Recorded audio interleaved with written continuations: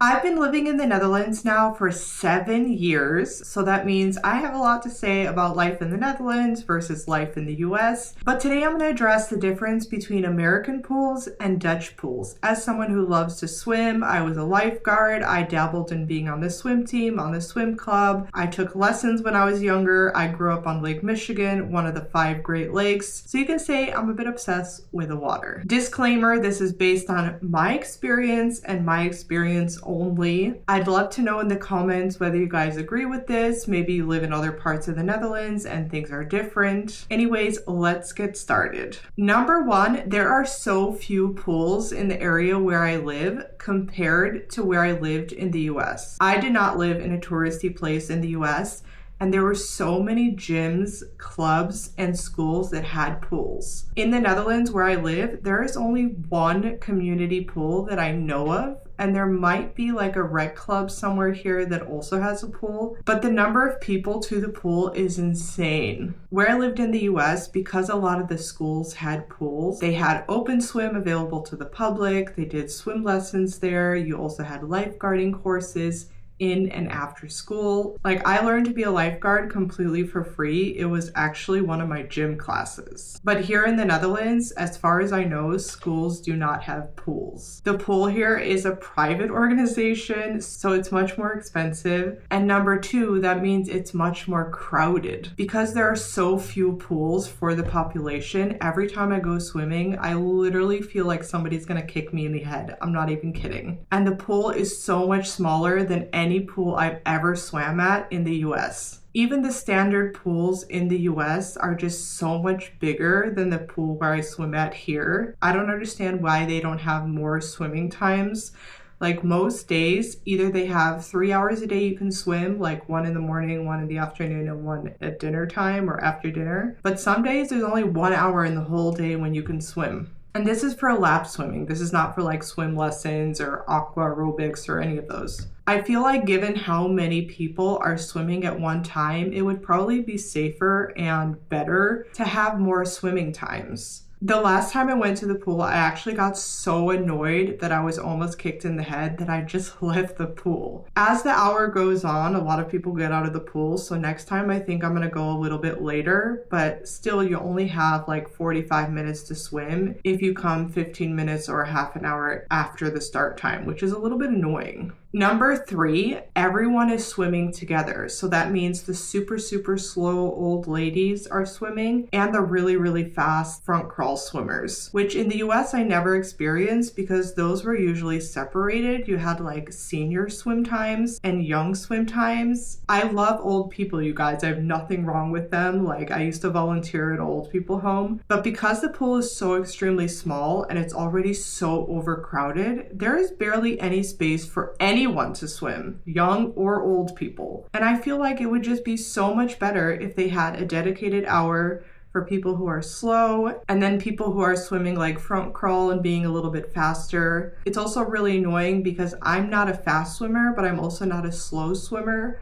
So I tend to bump into people a lot, and I think it would be better if they would open the whole pool to everyone who would swim front crawl, which is normally younger people, and they would have a lane for like really fast, a little bit fast, you know, and so on and so forth. And then they would have another hour for people who are slow, old, whatever, people who have mobility problems. I think it's amazing that everyone is trying to stay in shape, even older people. It actually really helps your health. But because the pool is so overcrowded, it's just so uncomfortable to swim. I can't even explain it. Like, I've never experienced something like this in the US. I don't know if it's like this everywhere in the Netherlands, but given that most schools in the Netherlands don't have pools, and a lot of gyms also don't have pools, I'm assuming it's the same situation everywhere in the Netherlands. Whereas in the US, my YMCA had a pool, a lot of the gyms in the area had a pool, the schools had pools. You can swim in different pools and you wouldn't have to like deal with the overcrowding. Obviously, to the private places, you would have to have a membership, which is more expensive than to like a high school. but it was just a way better experience. I think we're at number 3 or 4. I'm not sure. I think I'm gonna stop counting for now. In the Netherlands, the locker rooms are co-ed. In America, the locker rooms where I've been have always been separate men and women, which is not the biggest deal until one time I went to the locker room here and there are like tons of lockers, okay, you guys? And some old man decided to set up right next to me, like the locker right next to me. I was thinking, like, is this really necessary? Like, there are so many other open lockers. I don't know, it just kind of rubbed me the wrong way. Like, I don't know what his deal was. Maybe that was his locker that he always uses, so he's just like a creature of habit, but it did make me uncomfortable because there's like this giant locker room. You do not have to stand right next to me, like literally the locker next to me. I don't know, it made me uncomfortable. But even though the locker rooms are co-ed, there are like these little cabins where you can close the door and change, so you don't have to change in front of everyone if you don't want to. And there are also separate bathrooms. But the showers are also co-ed, so if you want to shower, you're going to shower with everyone. I personally never ever shower at the pool, and I never shower at the gym. I always go home because they're close enough to my house. I don't really see the point in showering there.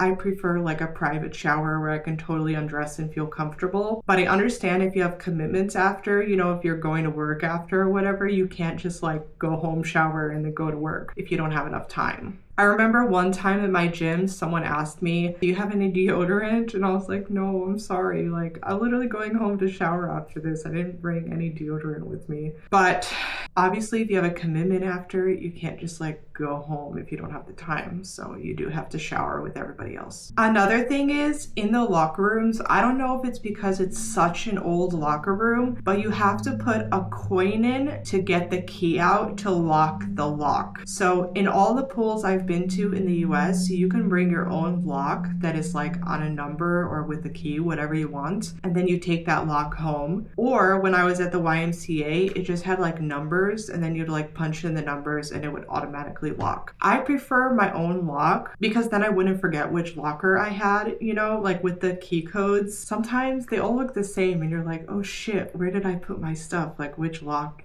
you know, which locker did I use? But at this pool, you have to put a key, you have to put a coin in, and then you have to take out this key, like a physical key to lock the locker, which I have literally never seen in America. And then it has like a wristband on it so you don't lose it. I've tried to swim with the wristband on and it is impossible because it's like flopping around everywhere. So now I just put it in my goggles box and put it underneath my towel or something. And I also never bring anything valuable to the pool except for my phone. So yeah. Another difference is the temperature of the pool. I went for the first time last week in the winter. I usually like to swim when it's warmer outside and then do more indoor exercises in the winter time because obviously like I don't want to step into a freezing ass pool. But the pool was so warm. It was such a pleasant surprise. I don't know if it's because there are a lot of older people that swim, so obviously like they might have arthritis or other things that can't handle the cold, but it was quite a pleasant surprise. In America, all the pools I've been to are really, really cold no matter what time of year. And obviously you get used to it as a swimmer, but it is like that initial shock when you get into the pool and it's like freezing balls. And then there are certain organizations and gyms that have additional pools that are warmer for people with like arthritis and those kinds of problems. So if you are older and you want a warmer pool, there are options.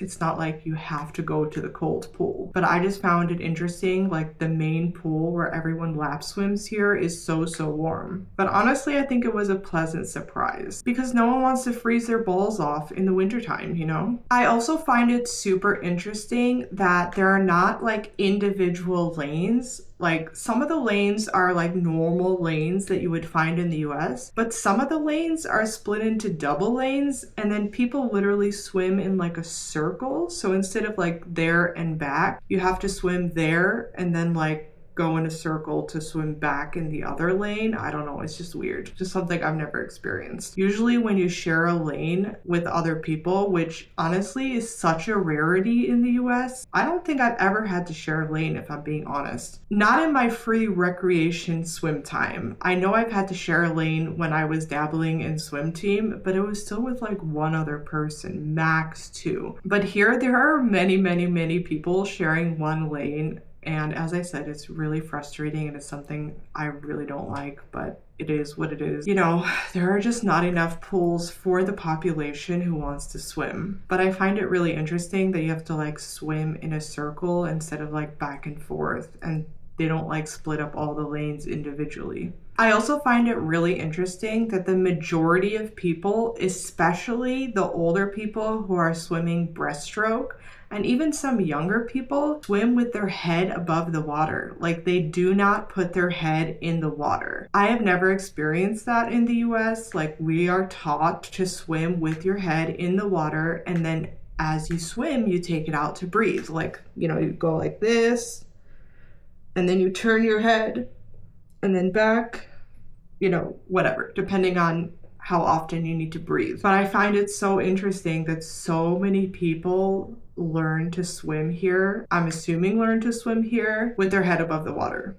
Like, are you scared of the water? Why don't you put your head in the water? I don't know. I did do a TikTok on this, so if you go to like my Instagram, TikTok, you can probably find the video. I think some people put in the comments that they do that for like safety, if you're in an open body of water or something like that. I don't really remember exactly what people said, but obviously there are reasons why people are taught that way to swim, but that is not the way I was taught to swim, so I always put my head in the water. And another thing is, there are barely anyone wearing swim caps. As someone with long hair, you will never catch me not wearing a swim cap unless I'm just like chilling in the pool, relaxing, drinking a margarita or something, not really swimming, you know, just chilling on vacation because I'm not really swimming lap. But if I'm swimming laps, I am wearing a fucking swim cap. I do not want my hair all over my face. Also, chlorine is horrible for your hair and jewelry, by the way. You should take off your jewelry when you swim, and you don't want to lose your rings because it can slip off.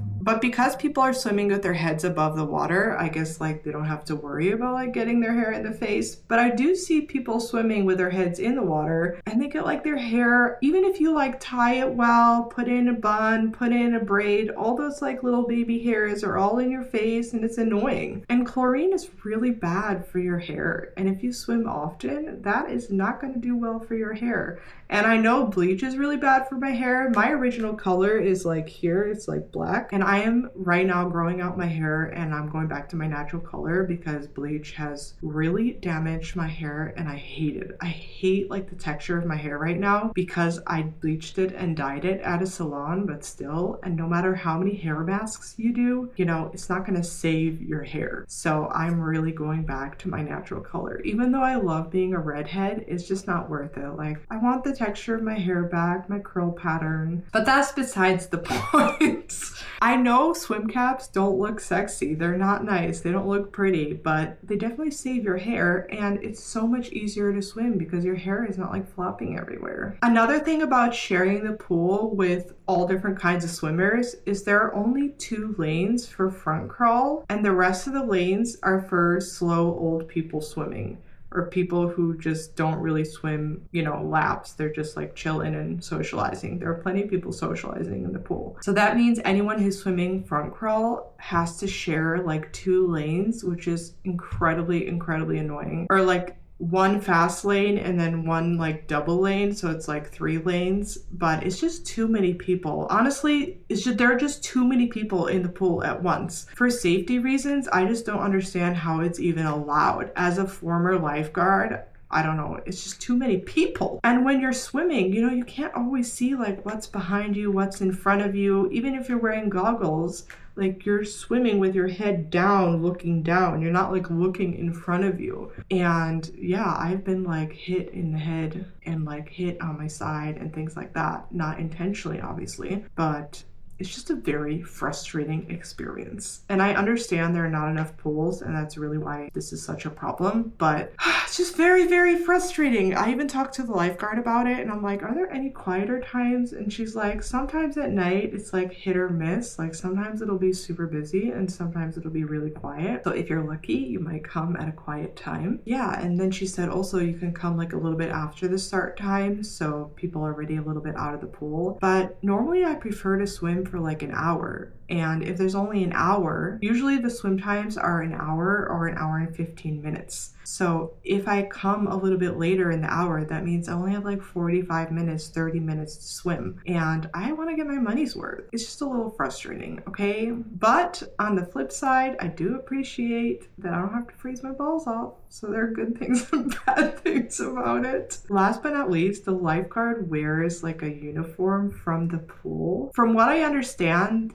not all lifeguards here are trained by the Red Cross. You guys can correct me in the comments, but in the US, wherever I've worked as a lifeguard, I've worked at multiple different pools, and I've swam at many different pools, and I've swam at Lake Michigan on the beach. Obviously, like at Lake Michigan, I'm not really lap swimming because the currents are quite strong and it's not very comfortable to swim laps, but there are people who swim laps. All the lifeguards I've ever seen are trained by the Red Cross, but here they're not. I'm not 100% sure. You guys should let me know in the comments. But they don't wear any like Red Cross uniform gear, anything red. I've also never seen the lifeguard walking around with like the buoy thing. I have seen the buoy in the pool. I think it was like red, but I'm not sure if that's just standard or has to do with the Red Cross. I became a lifeguard when I was 16, and it was part of like my school curriculum to take you have to take a gym class, right? So that year, instead of gym class, I took a lifeguard class. And it is active, you know, you have to like pick up a brick from the bottom of the pool, you have to schlep people around in the water, you have to be able to swim laps, things like that. So it is still active, but it is a Red Cross trained profession. I don't really know how I feel about such young people being lifeguards. Like maybe it wasn't the best thing that I was a lifeguard at 16. Like it's quite a serious thing to have to save somebody's life. You know what I mean? And I will say I've only had to jump in once. This kid came in and he was like, I can swim, I play basketball. And in the US, where I lived, the lifeguard has the right to deny entry to the pool. They also have the right to ask for a swim test. Because